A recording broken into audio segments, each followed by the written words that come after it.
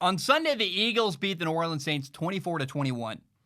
And so Jalen Hurts, in his first ever NFL start, beat a top 3 defense in the NFL. In fact, the Saints were the number one statistical defense in the entire NFL going into the game. The game ended. Jalen Hurts did so well, he actually bumped them down. The Rams are now the number 1 statistical defense in the NFL.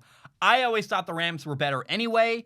But still, I mean, it's very impressive that Jalen beat a top defense in the NFL in game 1. It's really cool to me. And really, the number 1 takeaway from Jalen Hurts' start is really the kind of spark he brought the Eagles offense and really the Eagles team in general around him. And it's not a coincidence that the Eagles appear to be a team playing their best football with Jalen Hurts as their quarterback. It's been 6 quarters now, and other guys are stepping up. Other guys are they've suddenly been making big plays, and Jalen Hurts really brought the Eagles hope, and he's a great leader. And it would appear that Jalen Hurts is better than Carson Wentz at rallying his teammates, at getting the most out of the people around him. And so, other than Carson Wentz struggles, Jalen Hurts also has exposed another problem with Carson Wentz and it's an old criticism, it's not new, when the Eagles won the Super Bowl a couple years ago, and then the next year again after that Super Bowl year for another playoff run, Carson Wentz was hurt, and Nick Foles played. And Nick Foles rallied the Eagles better than Carson Wentz ever could. I mean, he won a Super Bowl. He took them from a team having a bad year, got him into the playoffs. And I remember that going, wow, it's kind of weird how Nick Foles, always the backup quarterback, comes off the bench and rallies the team better than Carson ever could.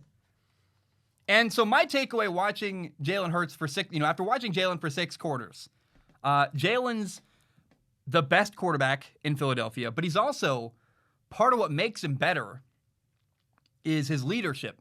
Jalen Hurts' leadership cannot be understated. And we've also seen that Jalen is a better decision maker than Carson Wentz. And before we dive into Jalen's game and talk about how he did and how good he is, I've heard a lot of people say that you can't tell if a quarterback is good off of just one game. And I understand how a lot of people would say that. A lot of people haven't played quarterback. And a lot of people, especially people, even like high-ranking sports people talking about, analysts, are people that played on the defensive line or people that they've never played the quarterback position before. Now, one person I've heard say that he needs only a couple drives to recognize whether a quarterback is good or not is Tony Romo. I don't know about you. I tend to side with Tony Romo. He was a somewhat successful quarterback in the NFL. I would call him a very successful NFL quarterback. And over the span of a game, I understand why Tony Romo says he only needs a couple drives, because over the span of a game, you can see whether or not a quarterback is accurate. How good is his ball location? Is he anticipating throws? Is he throwing the ball before a receiver makes his break, or is he waiting too long till after a receiver is already open to throw the football? How strong is the quarterback's arm? Can they recognize the blitz? Can they see that blitz and then beat it with a throw? I mean, these are all things that Jalen Hurts did in his first start and his time filling in, coming off the bench behind Carson Wentz. And so I've seen enough from Jalen Hurts to say, yeah, he's a good NFL quarterback. And if Jalen Hurts from this point on would fail in the NFL, he would have to take a crazy left turn and suddenly erase all the good habits he has and fall apart. I mean, I don't see a realm or an existence where suddenly Jalen Hurts is a bad quarterback, because he's not. He's a really good quarterback. And he's been beating blitzes throwing the ball. He's been very disciplined and patient. He's throwing underneath. He's not forcing throws. He's been throwing the ball away when it's required. He's made good pre-snap reads. He had a touchdown pass, an awesome back shoulder throw to Alshon Jeffrey down the left sideline. Jalen can run. And, I watched Jalen Hurts run over the Saints safety, Marcus Williams, on a 4th and 1. Up the middle, just ran the guy over, fell forward for a first down. And Jalen's also running on passing downs where he's either extending the play or he's running for yardage downfield. And at some point, defenses are going to have to defend him the way you defend Russell Wilson or Deshaun Watson or Kyler Murray and put a quarterback spy on him, meaning that you'll have a defender that just follows Jalen Hurts wherever he goes. You're going to have to do that at some point. And also, I want to add, Jalen is not the same quarterback that we saw get beat out by Tua Tagovailoa at Alabama a couple years ago. That was a couple years ago. Things have changed. And this is an evolved Jalen Hurts. This is a guy who spent a year at Oklahoma learning under Lincoln Riley. Not to mention all the time he spent at Alabama, not starting, sitting behind Tua Tagovailoa, getting pushed every single day, and growing as a quarterback. And I think people need to face the reality that Jalen Hurts is a good quarterback. He's a very good quarterback.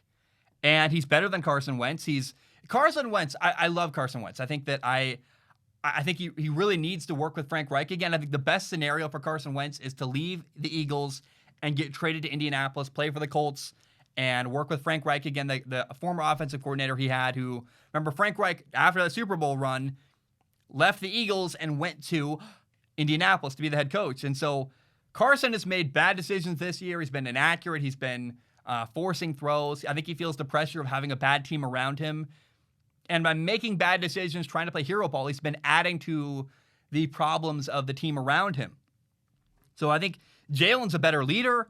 Jalen moves the ball better. He makes better decisions. And if you ask me, Jalen is the guy in Philadelphia.